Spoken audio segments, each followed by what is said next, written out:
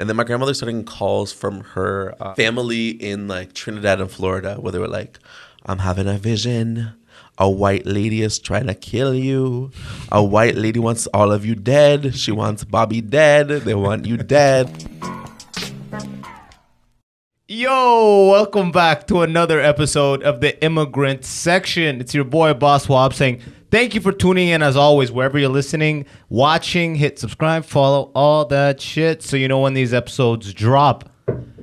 For today's episode, yeah, I'll probably like, I had a little mind fart there, you know what I mean? I was like, you just saw me. Imagine you just call an ambulance right now. It happens to me all the time. I have a stroke right now. When the camera comes on, you're just like, yeah. Yeah, dude, I usually kill it, but fuck it. Anyways, for today's episode, new guests. I've had a lot of repeat guys. Finally had someone new. I'm here. I'm new.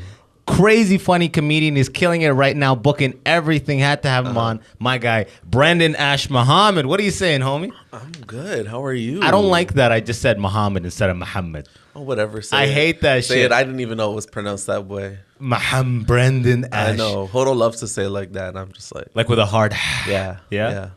Yo, like, so right before we went live, I'm like, how'd you get the name Brandon? Because in my mind, if I hear Muhammad and Brandon, it's my name is very confusing. My name confuses a lot of people. Okay, so let's break it down. Please, bro. So both of my parents are mixed, right?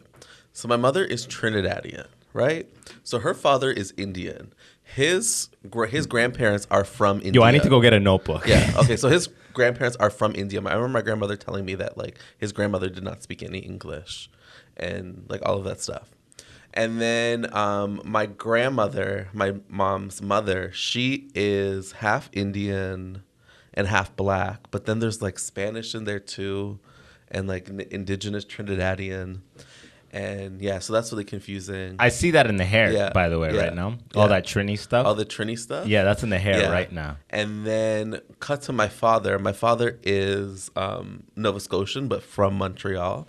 So his what was it? So his mother is like black, Nova Scotian.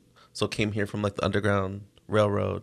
Oh, his mom. Like way back in the day. Like that's where the East Coast black people come from. And then his dad is like this white Nova Scotian dude that I never met. I don't know where he is. He might still be alive. If you're watching, hit me up. That's your grandma. That's my grandpa. Yeah, grandpa. Sorry. That's my grandpa. So my mom's family, he was Muslim. My grandfather was Muslim. But then my grandmother, her father was Hindu and her mother was Catholic. Whoa. Okay. Yeah. So there was like... Yeah. So then when she married my grandfather, they were really upset. My great-grandfather was really mad at her. And he was like, how could you marry a Muslim or Hindu? And then she's like, you married a Catholic. You married a Catholic. But there's all this like weird stuff in Trinidad where everyone hates each other. Like my great-grandfather hated when my grandmother would talk to black dudes. Yeah. And then she's like, you married a black man. I mean, you married a black woman. Like, but you couldn't talk to black men. So she had to marry an Indian man. That's like, yeah. That's fucking crazy. Yeah. What time period was all this shit? These old rules. So this was like, okay, so my grandmother was born in 1942 and she moved here in 1970. So this was like 50s, 60s. God damn. Yeah. That's crazy. There was that whole, like, there's a lot of Indians in that Caribbean area, right? Yeah. Like that's West Indians, right? Yeah, the West Indians. It's the West Indies. It's because after the slave trade, right? The British Empire was just like, okay, we can't do the blacks anymore. So who can we bring in? So they brought in the Chinese and the Indian people as like indentured servants. So it's just like, yeah, supposedly there's like a Chinese, like when I did my ancestry DNA test, it was like 5% Chinese. And I was like, what? Where is this coming from? Where is this? Because I remember asking my grandmother when I was little, I was like, am I part Asian or anything? She was like, no. But then she was like, oh yeah. There is. It's like the ancestry. You have the printout. You're like, explain this shit. What the fuck? She's like, all right. It's just Brandon. Like even like I remember I got tested and I was like 49% Indian or something like that. Oh, legit. Or like it was not 49, maybe 40% Indian, and then I was like 38% black, and I was just like, okay. It just says black. It doesn't say where. It says like where. African. It says like West African, like all of that stuff. But then with Indian, it was just like all of these different types of Indian. Like I was like basically a quarter Punjabi, and I was like, okay. But I'd never even thought about doing that thing because I feel like it's just gonna be like Sudan. Yeah, Arab, Sudanese. and then like Russian, a little bit of thing like Russian. I don't know. Okay. I'm just saying there's always a freaking Hail Mary like there's side. so much random shit in my family is crazy. Like the mixing. So how did you grow up in Toronto? Yeah, I grew up in Toronto. So pretty much you and we've been running in the same circles for years. We would always just see each other passing, like, hey. Yeah, be like, Brandon, oh, Brandon, hey, what's going on? Hey, we killing it. The black men nod. We're just like, yeah. Yeah, exactly. Each other, yeah. But it just got to a breaking point where now it's like, bro, you're booking everything. I'm just like, I guess. Brandon hasn't been on this. I hit you up. You're like, yeah, let's go, brother. This is episode 160. I was like, I want to do it. I've always wanted to do it. I was watching. I'm like, this is fun. I like this. Yeah. You know what? Sometimes I feel like if people don't hit me up because there's like a million people, right? And I can even do Zoom. It's not even necessarily only Toronto. Yeah. Sometimes I'm like, if they don't hit me up, maybe they don't fuck with me or something like that. You know how I don't hit people up. I'm just like, oh, this is your podcast. So I assume you book it. And I don't want to be like, put me on your podcast now. Well, I appreciate it. But at the same time, I almost expect it. Oh. And if they do, I'm just like, oh, sick. Like if it's like if you did, I would have put you on a minute back. Okay, I didn't know. I don't like to ask for things. Well, you're here either way, bro. Don't ask for nothing. You are you're killing it this year, yo. Actually, before we even get into everything you're fucking booking, every time I see you got like the news anchor, this hour is 22 minutes. Oh, yeah. And then you're on like some other thing with all these like the Whose Line Is It Anyway people and like. Oh, yeah, I'm the head writer of Canada's Drag Race. Yeah. I didn't even know that shit, bro. Head writer? We do it, yeah. Okay. So did you grow up in Toronto? Yeah. I grew up in Toronto. Legit, huh? I grew up, I was born at like Weston and Lawrence. Yeah. Goddamn, and then we intersection. Yeah. And for all you doubters out there. All of the Somalis. I knew all of the Somalis. Yeah, you hear Whittier every day. Yeah. Like my first best friend, my across the street neighbor was Somali. And then in grade 2, I moved to the Junction. And it was all white people. And was it called the Junction even back then? Yeah, it was called the Junction. And this was back when the Junction was dry, where they weren't allowed to sell alcohol in the Junction. What the hell? Yeah. And then the Junction was crazy because I remember I had so much fun at Weston and Lawrence, and then I moved to this white neighborhood, and everyone was so mean and so hateful. And wait. So the Junction, yeah, you couldn't. It used to be a dry like county? Yeah, you couldn't buy alcohol. It was like at churches there or something? No, so basically when the because Hyde Park was owned by like some old man, like old money. Like old money, and basically when it was given to the city in the like 1800s or whatever, part of the agreement was just like, oh, a certain amount of area, a certain distance between or surrounding the park has to be dry. It cannot sell alcohol.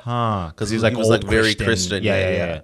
So then they were like, oh, okay. And they did that for years. And then I think it was like in 2002, they were just like, we want to make money. We want to like invest in the infrastructure of this place. The Junction's mad bars now. Yeah, now it's all bars. Yeah. But it wasn't allowed. I had no idea. Yeah. What area did you move to? So I moved to, where is it?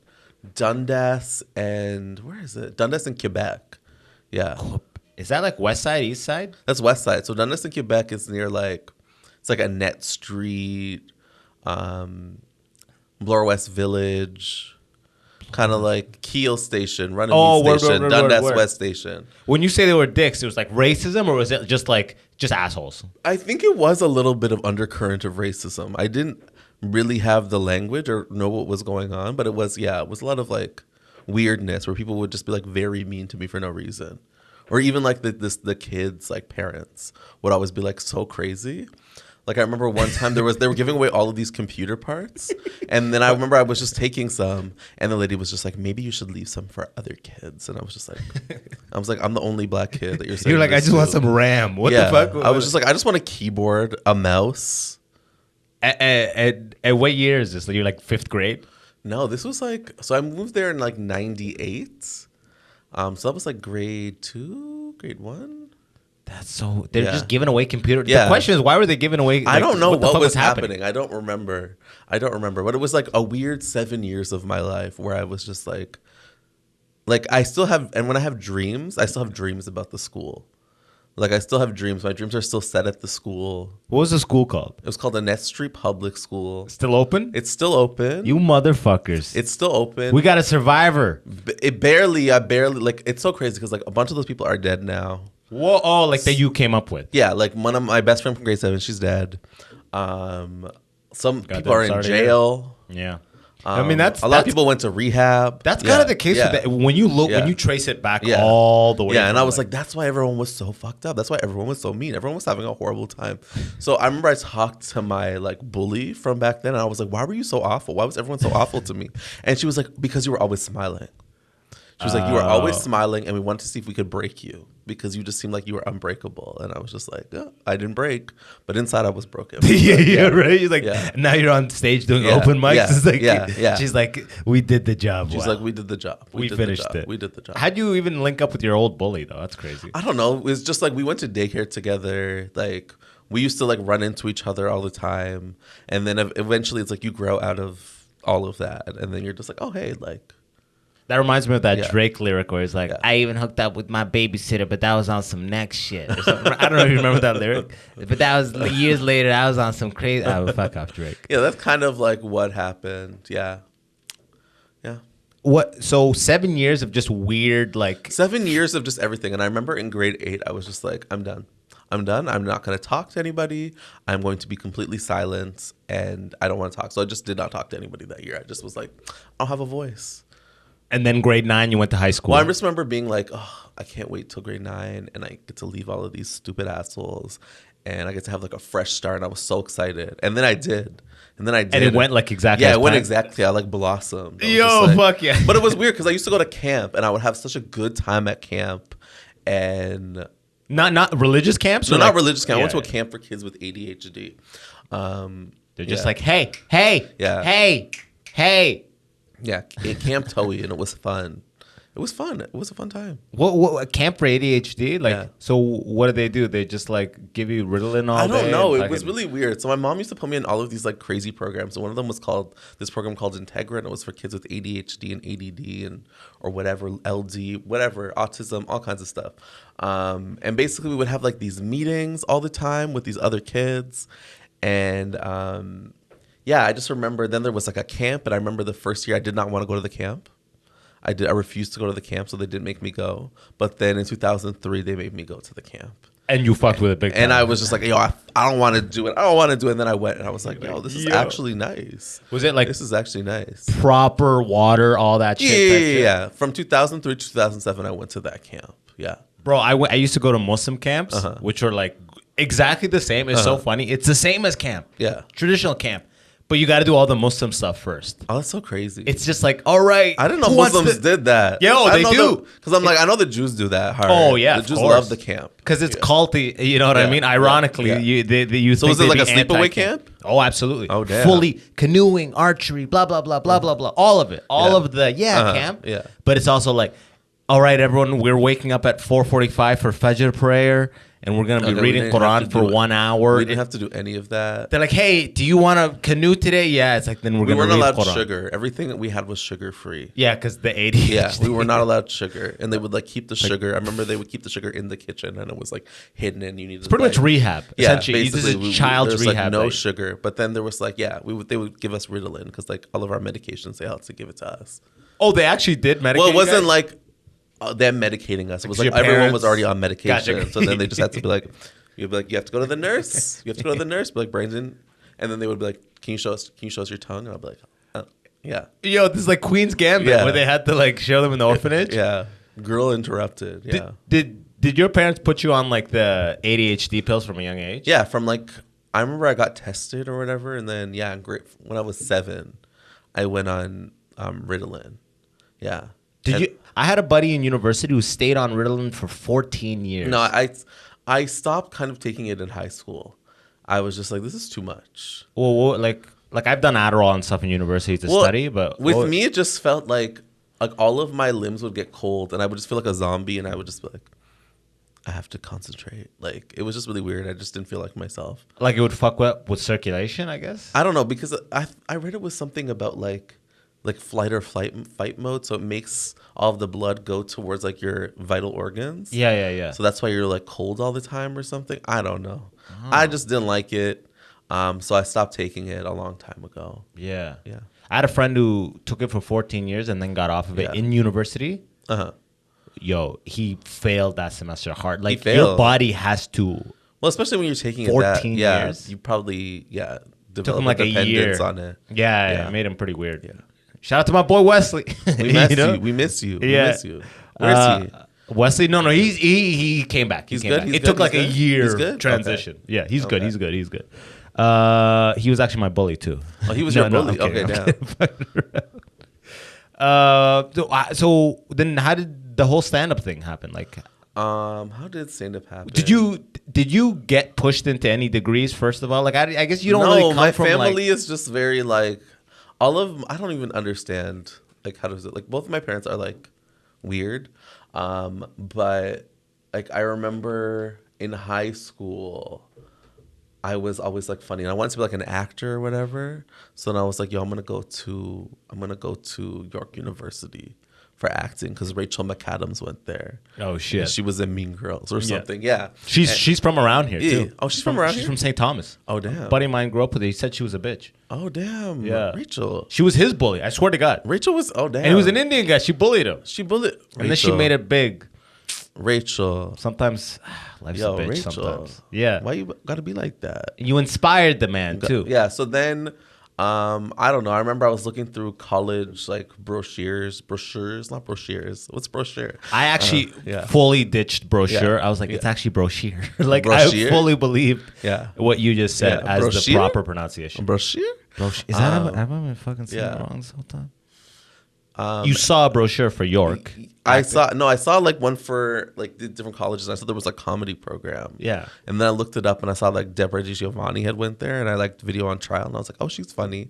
You know what? I'll go there. So then I went there and then the rest is history. That's how I like auditioned and I got in and then You have to audition to go to York? No, to Humber. Oh, to Humber. It was Humber. Yeah. You have to audition to go to York too, but for Humber, for the comedy program, you have to audition. Do they actually reject people though? I think so. Really?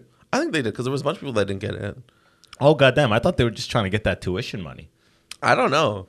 I remember, I think it was like 1,000 people applied. Maybe they do now. I don't know what they do now, but I remember 1,000 people apply and then they only let like 100 in or something. Fuck. Yeah. So you're one of the other long list of alumni of Humber College. I am. That's like half of the Toronto comedy scene. I am. Yeah. Hell yeah. It's got a lot Humber of and names. Ryerson. That's the two feeder programs. I didn't even know Ryerson. Because there's the Ryerson, not the comedy program. It's like the Ryerson like film and whatever, media. Something like that. Media, whatever thing. A lot of people also came from there. Fuck. Do you actually look back at Humber like, yo, if I didn't take that, I wouldn't be where I am today? Well, I think I needed it because I was very shy and I needed to be in that kind of like environment in order to like push me out of like I don't think I could go to like open mics as a 17-year-old. Oh, yeah, I get that. Like I wouldn't have that. But yeah, I think, it did push me to kind of like get into comedy, But those curriculums are like a million things, right? They're not just like write a joke. They're there was like the comedy. There was like the stand-up class, improv class, history of comedy. What other? There was like we had to take like a general elective. They have to add a history of comedy class. They got. There was physical comedy, clowning. So you just put like a banana peel on the ground, someone would slip on it? It was like we had to do like all of these exercises. Like there was this one exercise where like we had to walk across the room and we had to stop when like whatever told us. But I didn't understand. Nobody understood. So we were like, oh, I counted this many steps. And she was like, you're not supposed to do that. And then I remember there was this one thing where we had to like stand in front of the middle of the class. Everyone was sitting down and we had to make eye contact with every single person and have a moment with them. That's so weird. Yeah. And to teach you what, though? I don't know. Teach you to be like in the moment, to connect with people, to like take your time. Yeah. I'm like, this is teaching you to like being able to stomach awkwardness. Yeah, maybe that's right? What it was. They're like, now you're ready to bomb, Brendan. Yeah. Now you're ready to bomb. Yeah. You know? So it was like, that was like history, or that was physical comedy. There was like the whole clowning chapter where we were clowns and we had to like make up the whole thing. Yeah, we had to like make up like a clown performance. Then we had to pick like a clown person and do a performance together with them. And see, this is what happens with these schools. You got to package a curriculum together. Yeah. You can't just give people want to know how to do stand up. They want to know how to act. Yeah. And improv. Those three things. Sketch writing. But then they're like, we need more things to fill these classes. Well, yeah, there were some people who were really good at it. Other people weren't. Any people like still do comedy that were part of your class? Andrew Barr and Nigel Grinstead. Oh, shit. They were like, we were all in the same class. Yeah. God damn, huh? Uh-huh. This was like years back, huh? 10 plus years. This is, 12 years ago. Wow. That damn, the original. Did you all three of you start comedy after you graduated? Yeah. Fuck yeah. Like, because even like during the program, you would like go and do shows like outside, try to get on shows. Like I remember Nigel and Andrew did it very well, and they were like ingratiated into the scene. Like they were not ingratiated, like what is the word? Like they became a part of like accepted into the scene because they would always go out and kind of and like do open mics and do the whole thing. Yeah. But you didn't feel like you were? I mean, I would, kind of, but not as much as them. How I don't even understand how my origin story was like I did open mics a little bit, and then I just used to be crazy on Facebook. And then people would be like, "Oh, he's funny on Facebook." And then that's how people like found out about me. Would you get bookings off of like posts? That's how like I think it started really. That's wild. I've never heard that before. Yeah, I don't know. But yeah, that's kind of how everything started, was like me occasionally doing open mics and being crazy on Facebook. I used to have 2 Facebook accounts. Which is telltale. Brandon Ash-Mohammed and George Regina. George Regina? Yeah. And then I would like Did argue all the with dirt myself. come from George? Yeah, George was like the dark-sided one. Yeah. And then I would argue with myself on Facebook and troll myself and troll other people. And And was everyone in on it though? A lot of people liked it, yeah. So a lot of people found it entertaining. Yeah. And did George Regina's profile pic, was it you or someone different? It was like me, but it was just like everything was dark. Yeah. Yeah. That's actually hilarious. Someone's looking through that comment thread like, I need to book this guy, you know? That's what happened. And then, I remember one time a friend of a friend came up to me before, it was during Comedy Brawl. And like she went to go support her other friend, and then she came up to me. She was like, "You're really funny online. Let's see if you're funny in person." That's like a Mean Girls scene. Yeah, and then I did the best that night. Oh, and I was just like, okay, I proved myself. Thank you. If you had a basketball, you would have dribbled it, and you're like, peace. And then she was like, "Yeah, I didn't even vote for my friend. I voted for you." And I was like, "You're like, I still don't like you that much." Thank you. No, I still like her. We love her. No names though. I'm not gonna expose. They know Tell who they them with are. the eye contact. They know who they are. They know who they are. So then the rest is history. And then did it, like, this concentrated, from my point of view, like these bookings, I'm like, oh, this guy's on everything now. He's killing it. Well, it was just like I stopped. Drip. No, I stopped doing comedy, like stand-up for like 3 years. After there was like this whole thing, it was called like the Tim Sims Encouragement Fund. And no, get into this. What is this? Okay, so it was like back in the day, if you were like a young comedian, you could apply for this thing called Fresh Meat. And then through Fresh Meat, there was like all these comedians. They chose 5 people or 5 acts to be a part of this thing called the Cream of Comedy. The Cream of Comedy. Yeah, and then from that, you won something called the Tim Sims Encouragement Fund, and you won $5,000. Okay, and you just got to keep it. Yeah. Help pay So whatever. I did Fresh Meat. I made it to Cream of Comedy, and then I just remember people were so mean to me after I got that, and they're like, there was one person came up to me and was just like, oh, like, how did you get that? Like, there's all these people who do open mics all the time, and they didn't even get that, but you got that. Oh, seems suspicious. And then, I don't know, everyone was kind of trying to be like using woke politics, but then they were like, I guess they're trying to make it multicultural this year. And it was like me, Franco, Nigel, this girl Diana, Bailey, and then this sketch troupe. And then, people were just like really mean to me and Franco, I remember. Like, I remember me and Franco have talked about it. And Franco was just kind of like, I remember doing an open mic and then people being mean to me. And then like somebody else would perform, like Nigel would perform, and they would be like, oh, here's somebody who actually deserves to be nominated for like they would intro them? Yeah, like intro them like that. Like, but then with a microphone. Yeah, but then they would be weird with us. Wow. And I don't know, it was just really weird. And I was like very young at the time. I was like 20. Yeah. And like I was smoking a lot of weed and I was doing all of this stuff. And like my anxiety just became too much and I just like couldn't function anymore. So I was just like, you know what? I need to take some time away from comedy. So then I just kind of like focused on doing writing stuff. And then I got in this crazy relationship. And then I got into a car accident. And then it's a very crazy story. Yeah. This is all this. This is like the 3-year gap. This is the 3-year gap. So yeah, and then we got into the car accident. Then he broke up with me, and then I had started. I was like, I knew that I wanted to start like trying to do comedy again. So I signed up for this thing called Improv for Anxiety at Second City, and then I did that class, and then yeah, that's kind of like how I started slowly getting back into comedy. And then it was like during this period. Hodo got asked to do rap battles, which was like run by like Freddie Rivas and Miguel Rivas. And she was like, "Oh, pre my time in the city." Yeah, and she was like, "Oh, do you want to?" This was like 2016, and she was like, "Do you want to do it? Do you want to like? You should do it. Like we can do it together." So then we did it together, and then I remember I like did the show, and it went like amazing. And yeah, that was kind of like how I got back into comedy. You're like, I'm back, baby. Yeah, and that's how I came back. I was just like, I came back. I remember I knew I wanted to come back, and I wanted to come back with like a vengeance. And then, yeah. Fuck yeah. You know, David Lynch said, you got to go away to come back. Yeah, and it was like a year and a half later, I did Just for Laughs. And yeah, it's just been ever since then. Fuck yeah, dude. Yeah. In that years of writing, what were you writing? So I was just trying to like I was just like, I'm just gonna be a writer. So I wrote like this pilot. Nothing ever happened with it, but then I used it to apply for this thing called the Bell Media Fund. It wasn't that. It was like Bell Media and the Writers Guild of Canada present the diverse screenwriters program, and they used to have all of these just like ethnic niggas, like basically. Let us give you money. They would just like.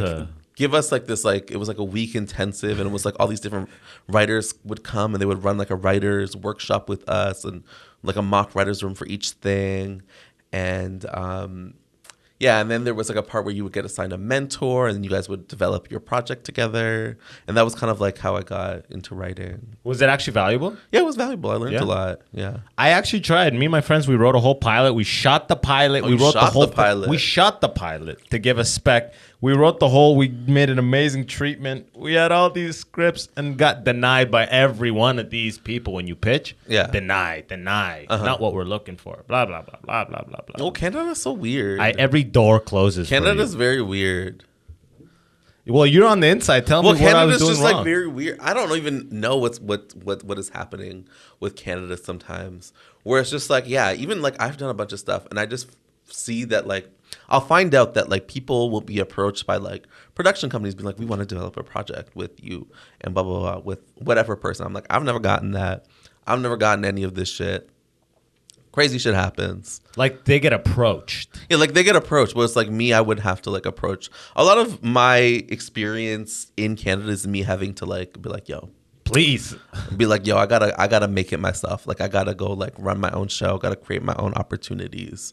Oh, I know. Yeah. I'm in the same boat. I mean, you're in the same boat. Yeah, but I'm saying like everyone, dude. Yeah. It was so good. It was so good. Like everyone objectively was like, man, this is the shit, dude. Like we had the spec pilot and everything, but and then CBC's like, we like it, but we need you to have a production company in order to work with you. Oh, damn. So then we go to LaRue, and they're like, well, you know, we like it, but we need...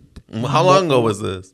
This was like 3 months ago. 3 months ago, damn. 4 months ago, yeah. Oh, damn. Yeah. And then they're like, we like it. We just pretty much need more commitment from CBC to get involved. So it was like a catch-22 where they're both like, we're not going to touch it until there's money fucking up the pipeline for us. And that's the thing is like with a lot of Canadian shows, it's very hard for like Black people to get anything made because you essentially need powerful white people backing you in order for things to get anything done. I know, but they love the putting. It's so funny because I was talking to like Guled from Tall Boys. Yeah, he's like, and we're talking. It's like diversity's in front of the camera, and every single person behind the camera is a 55-year-old white guy or lady. And they're just like, we love it. Oh, Guled, I love Guled. You know what I mean? Yeah, but it's just like, oh, can we do that? And that was kind of like, the first like 10 years of my career was people being like, whoa, you're so talented. We love you. Oh, we love Brandon. I wish we could find something for you. And that was kind of just like my whole experience. And then it wasn't until like everyone, like all the Black Lives Matter stuff happened. Did everyone be like, oh, now we're going to hire you. Yeah. And I was just like, oh, thanks. By the way, I've noticed that like from like, you know, like BIPOC, pretty much like you're a minority. Yeah. I've noticed that now my bookings have decreased. And because the Asian hate thing, a lot of the Asian guys I know are booking crazy. Well, that's good. Yeah. Whoever's getting the media is focusing whoever on like, they're just like, okay, we're the disenfranchised people are. Whoever everyone hates. Yeah, we gotta book them. I don't know. It's like really weird, and always all kind of nonsense and weird microaggressive shit always is happening in Canada, and I'm just like, what's going on here?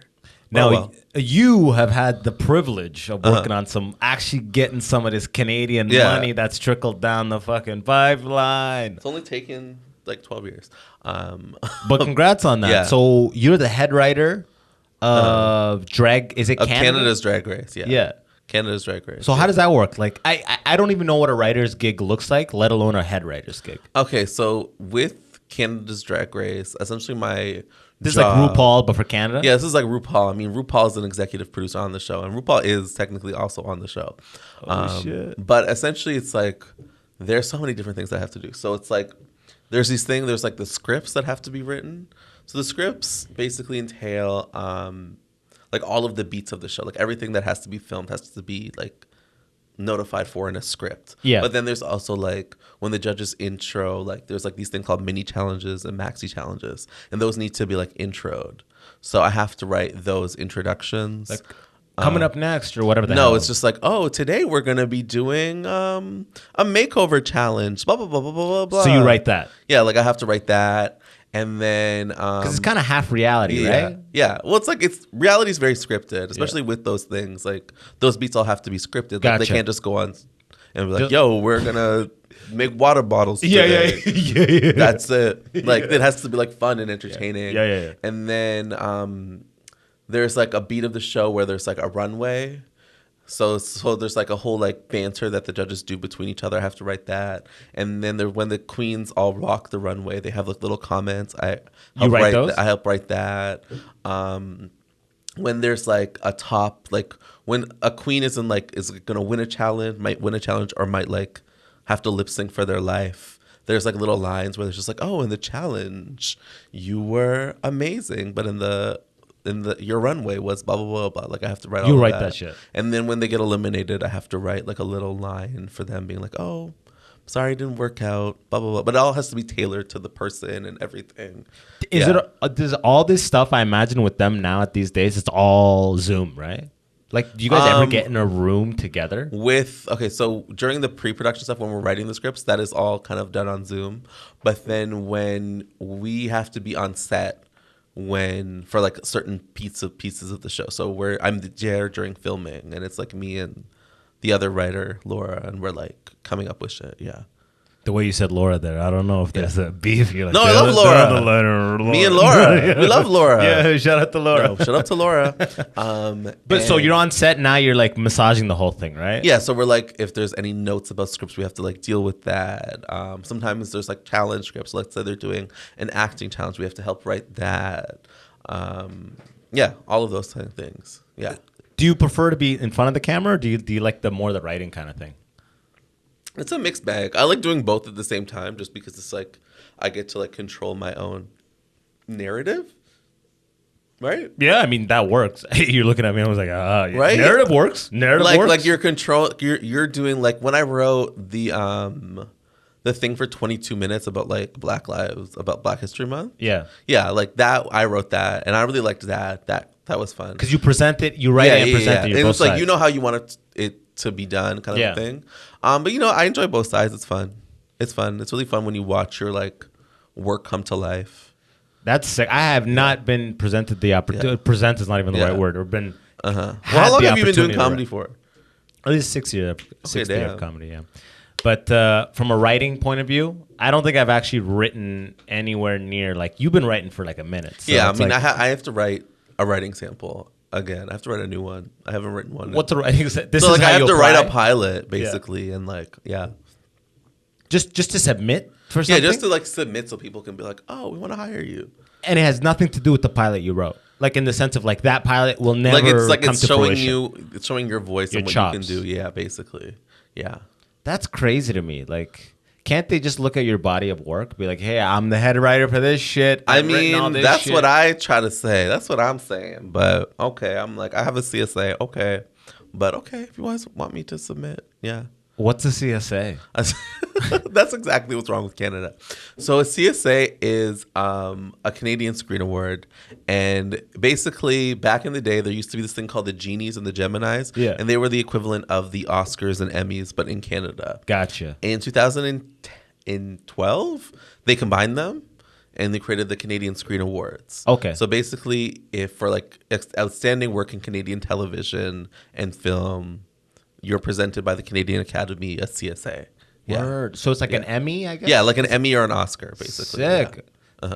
Dude, I didn't even know. I thought I always see CPA or CGA in end credits. There's always this one acronym. CPA? Isn't that like the not the accountant? financial? Yeah? No, that's like CFA.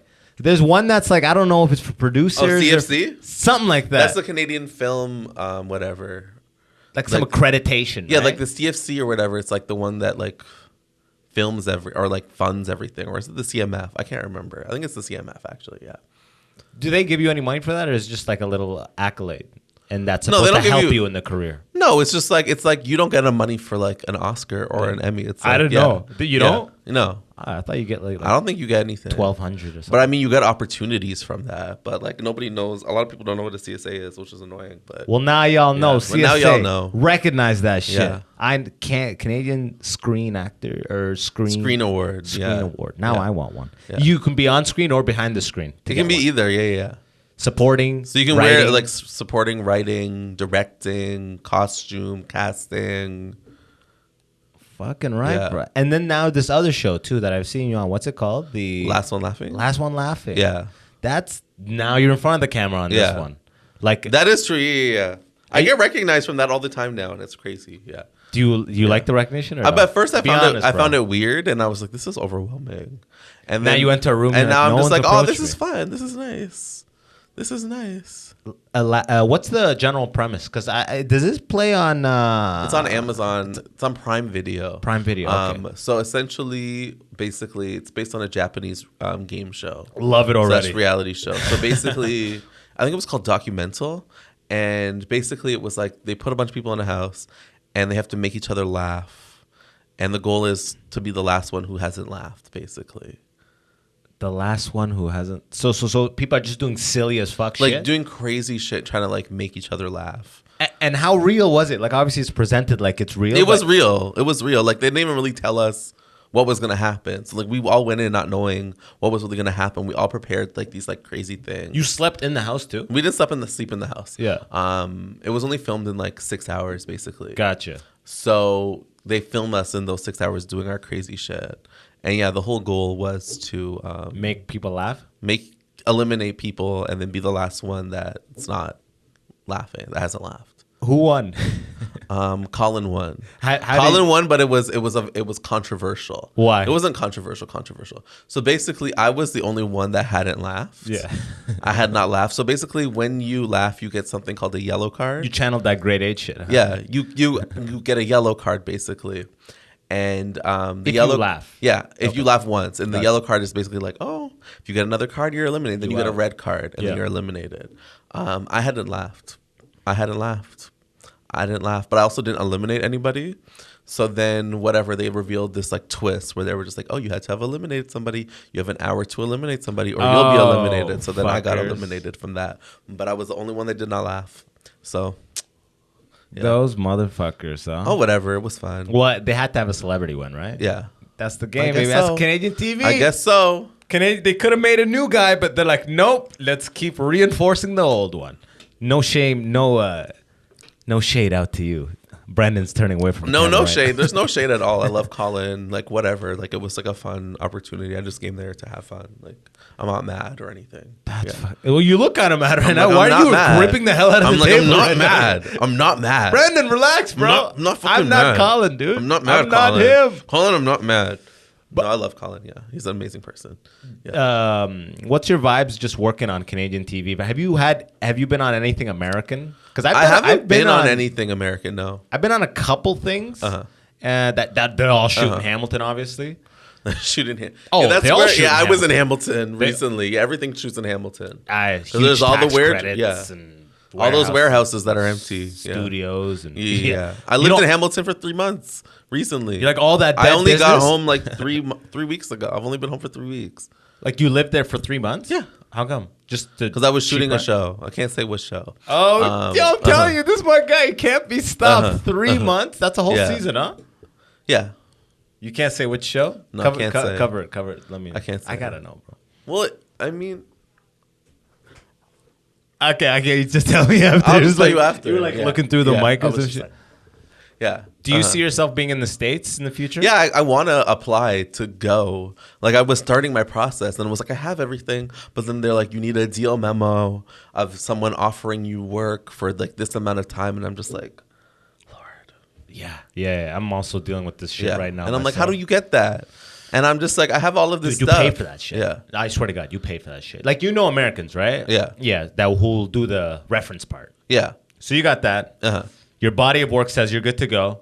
The deal memo, this is just like the technicality part of it. I think you can just get like managing like a talent representation. People be like, we will give him work for 3 years, whatever the application or something is. like that. Yeah, like I pay him $400 or whatever the fuck.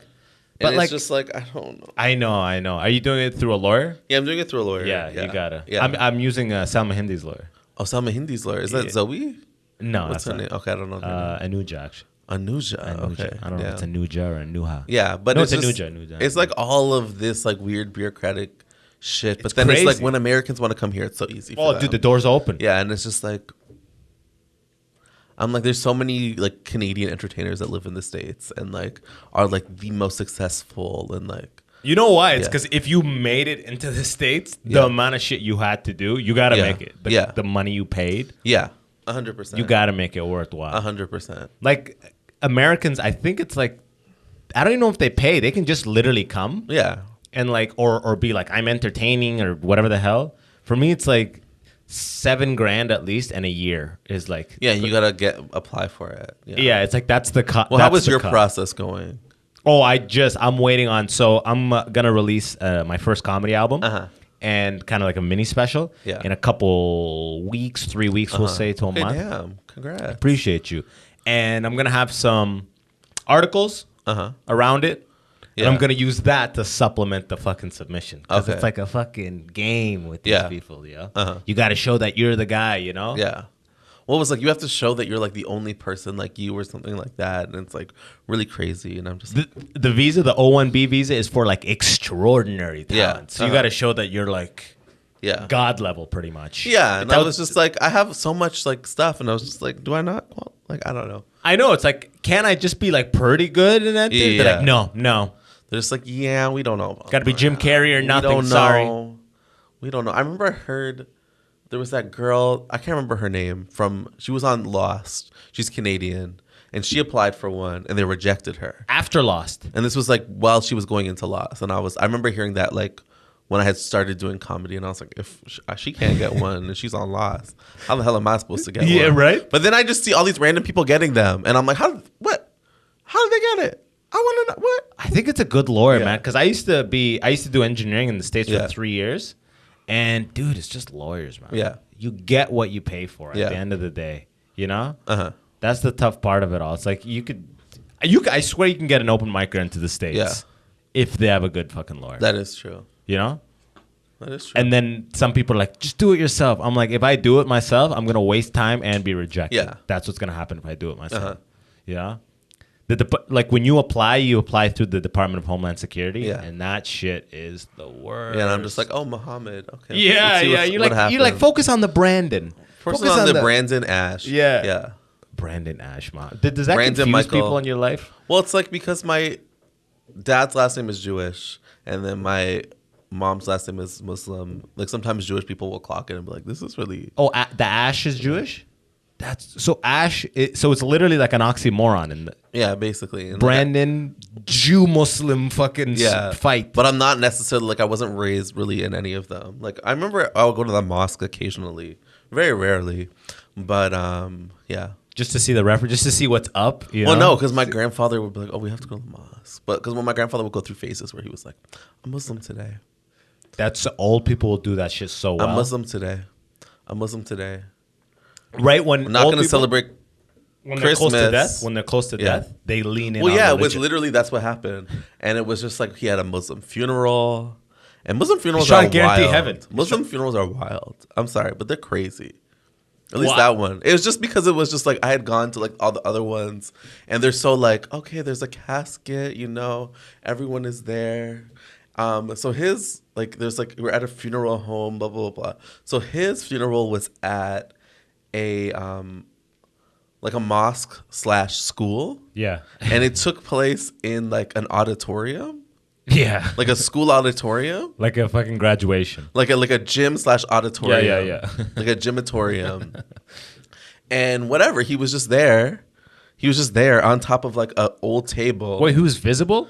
He was in the casket in the wooden box. Yeah, but he's closed up. He wasn't closed. He wasn't closed. He was in the white sheet, wrapped up, but not closed. It was open. I remember I looked in, and the nigga's mouth was open. I don't know how that's. And his face wasn't covered. No, he was and I was just I just remember seeing that. This isn't right. And I was just like, yo, this is crazy. That's not how it's supposed to be. Yeah. And then, I don't know. So I was like, yo, this is wild. The nigga's mouth was open. Lord, let me in there. And I was just and then I just remember my grandmother being like, rest now.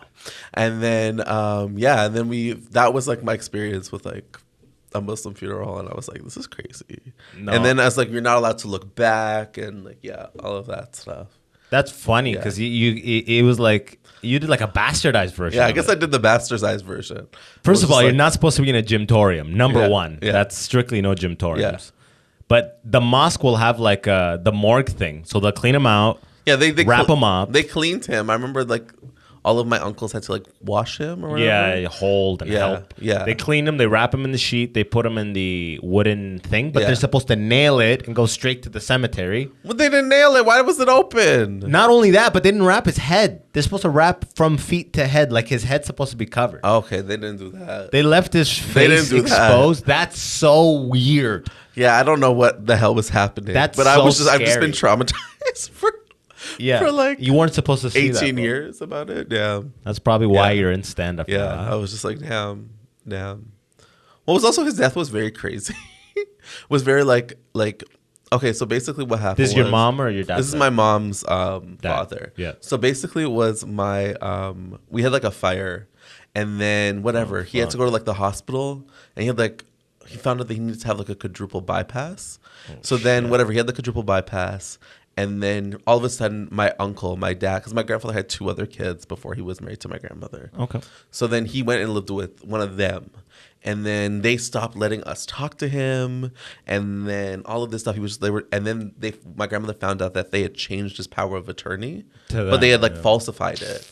And then basically, so they were isolating him. And then my grandmother started getting calls from her family in Trinidad and Florida, where they were I'm having a vision. A white lady is trying to kill you. A white lady wants all of you dead. She wants Bobby dead. They want you dead. And then, so my grandmother didn't tell her family what was going on at all. But then she kept getting these calls from all of her sisters. And then, so my uncle was married to this crazy white woman. The first one. The one that 2 kids came from. No, this was Oh, so you said your uncle or grandpa? So my grandpa was had 2 children from another marriage. Yeah, not a white woman. No, it was an Indian woman. I Gotcha. And then one of them was married to this white woman. Yeah. Well, one of the kids. Yeah, one of his one of his first sons. Yeah. The ones that he's staying with now. The ones that he was staying with. Yeah. Gotcha. Yeah. So they were married to this. He was married to this white woman. Yeah, right? yeah. And then she started getting these phone calls, and they were she's casting spells. She's casting spells. You need to bless the house. And then all of this crazy shit happened. All of my pets died. Oh fuck. And your Trini relatives had no idea. They had no idea. Okay. But my family's very spooky, spiritual, witchy voodoo shit. Yeah, obia. It's called obia. Yeah, obia. They're she's doing obia. So then I remember at the funeral, the woman was there. And the woman would be crying, be and nobody was looking, no one was paying attention, but I was looking. And then she would look at me and she would smile and then go back to crying. Actually? Yeah. What the fuck? Yeah. And I literally have not seen that woman since that day. Full smile? Full smile. And she did it several times. I'll never forget that. And that's why I was yo, maybe that was true. Maybe she was a witch. What the fuck? Yeah, maybe she was a witch. What did you call it? Obia? Obia. So So your mom's like half Trini? My mom's full Trini. Full Trini. Yeah. Have you grown up with this whole obia? Yeah, there's like obia and jumbies and. Do they say like if you cut a yam and leave it in the living room, it'll? I don't know what it is. There's it something that weird you're shit? supposed to do. Yeah, something like that. With like vegetables and shit. I don't know about vegetables, but it was just like salt and yeah. Oh, my mom, dude. Yeah, One time salt. in my house too. Salt too. Something with salt. The Bible. I'll see just white sprinkles in corners. My mom was spraying No, because salt. I remember my grandmother got like holy water and blessed the house. Yeah. Yeah. Was she like super religious? She wasn't. She's not very religious. The rest of her family is very religious, but she was just like she was like, okay. She was just like, I believe that this is some bullshit. She thought she was just like, yeah, I think that they just want money. She's like, yeah, I believe in God, but I don't believe in the church because I think they're crooks. I love that shit. But she's the only one in her family. Everyone's like, no. Everyone else is just like, we have to give all of our money to the church. Yeah, exactly. And she's just like, no. It's like, no. She's like, nope. I love, that old shit. Church is like just trying to get money all the time. Yeah, huh? and she's just God like, always needs money, bro. She's like, why they always need stuff? Why they always need? Yeah. And everyone's they're so entangled with the idea of like faith. Yeah. Like you mustn't question it. Yeah. You mustn't question. It is not on us to ask. The church has administrative costs. Yeah, all of my other grandmother, my dad's mother is religious, but like not that religious. Like, I remember when I went to stay with her, she's like, I put some books in your room, and then the books were the Book of Negroes and the Bible.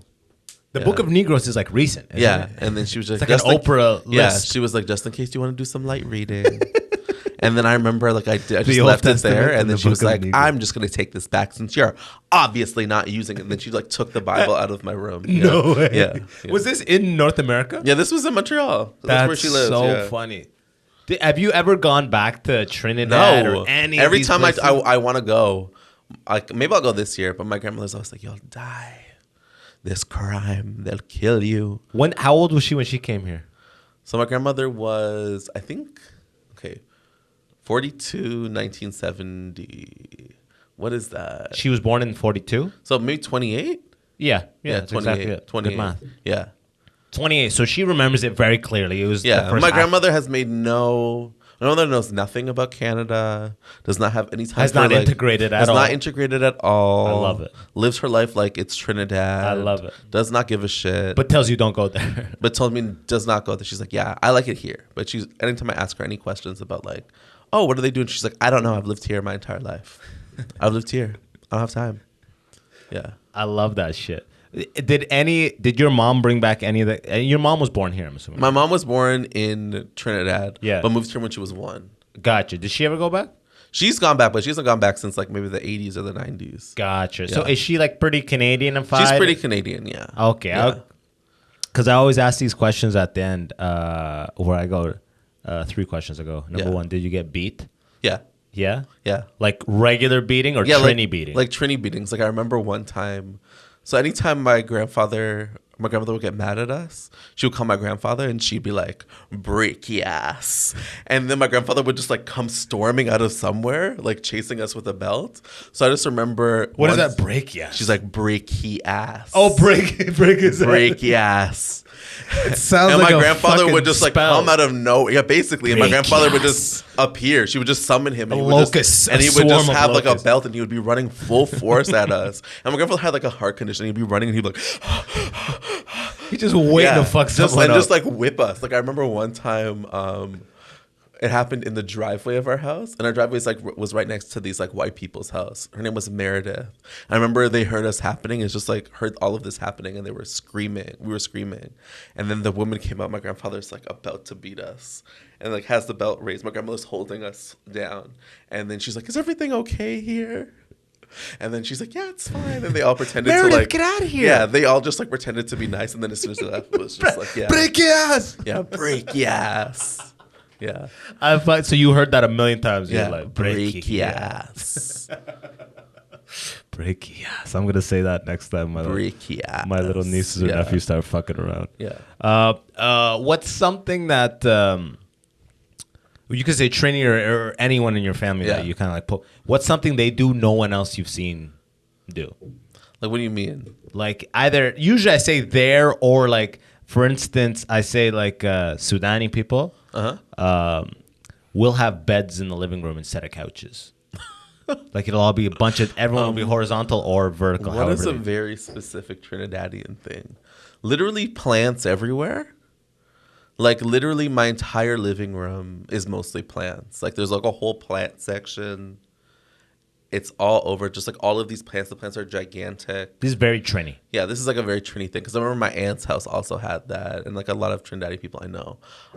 What are some other things? The living room looks like a jungle. Yeah, they love a cabinet. They love a cabinet full of dishes. Oh, yeah, like they fine love, china? Like fine china that they never use. And then every time you use it, they get so mad. And I'm just like, this is a Coca-Cola glass. Like, calm down. What's another one? These are good.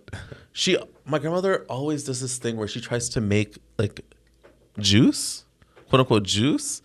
And it's basically, she just like, every time we have a pineapple, she'll take the rind and she'll try to like ferment it. But it just rots. And she's like, that's my juice. Oh, this is another one. Coca-Cola and milk. What the fuck? So my grandmother would be like, yes, I'm making my drink. And it's just Coca-Cola and milk. And she drinks it. And she'll like freeze it. And she'll eat it like ice cream. Actually? Yeah, Coca-Cola and milk. Is that just her thing? Or I think that's a Trini Trinidadian thing. Yeah. Really? Yeah. Is there a name for it? I can't remember. My drink. Yeah. Coca-Cola and milk, frozen, eaten with a spoon. Yeah. Man, the world is crazy, dude. Yeah. The world is crazy. That's so sick. I never even heard of that shit. And I also, wonder if it's good. This is like another Caribbean thing. Dettol. You know Dettol? Oh, like the antiseptic? Yes. They love to clean their houses with Dettol. Oh, so you smell it right when you Yeah. enter? Yeah. That I feel like is an immigrant thing. They're still doing it, huh? They're still doing it? Yeah, she still does it. Every time I come by Dettol, all I can think of is It's like, just so strong. No, I when I see Dettol, I feel like I'm not. I think we call it Ditol. I don't even think of that as being in North America. I think of myself as being in Africa or Middle East when I see that shit. Like yeah, because even like when my grandfather had this surgery, he's like, I need Dettol. It's too strong. I need Dettol. The only thing that can clean me is Dettol. Yeah. That's that old school shit. Yes. Enter, you smell it. And it like, just burns. Oh, fuck, yeah. So remember when I was at a park one time, I picked up a pair of underwear, and my grandmother lost her mind and was like, "We must clean your hands with Dettol," and then just put my hands in the sink. My hands were burning. Yeah. Yo, that shit's too strong. Dettol. Man. That shit's corrosive as fuck. Yeah. Dettol. Oh, okay. Last question is who is the butt of jokes for Trinis? Like, who do they talk shit about the most? Like in general, like in the family, like not like in like you know how Canadians talk shit about Americans. Yeah, Americans talk shit about like Guyanese or the Jamaicans. The Guyanese are Jamaicans. Yeah, basically all the other black people that are not in the Caribbean. Yeah, or even like I heard I had someone else on from one of the other islands, and they said they shit talk Jamaicans because Jamaicans think they're like the shit in the Caribbean. Jamaicans or the Guyanese. Mainly, like anytime. I remember one time I asked my grandmother a question. She's like, "What is that? Some nasty Jamaican food? What is that?" Or especially Guyanese. Like I'll tell her someone's Guyanese, and she'll be like, "Oh, you better run from them. You can't trust the Guyanese. You can't trust the Guyanese." And there's like a weird beef between Trinidadians and Guyanese people. Are they like two islands close by? Well, Guyana's not even like in the Caribbean. Guyana is off the coast of South America. And then the Caribbean is like up here. But then we all, like, Trinidadians and Guyanese have like a very similar accents. Yeah. And like similar cultures, but like there's slightly different things. Like we don't do pepper pot. They do pepper pot. We say curry chicken. They say chicken curry. If you notice how the closer the cultures are, the more they hate almost. Yeah. Because they have to define themselves as... Yeah. They said never trust a Guyanese. You're like, never trust that Guyanese. Never trust that Guyanese. And it's, especially with Jamaica. My grandmother's just like, Jamaicans are disgusting. She's like, they're smoking weed with their dreadlocks. It's so nasty. And she's like, I went to Trinidad and I saw a man with dreadlocks. It was the first time. And they said, yes, that's Rasta Rob.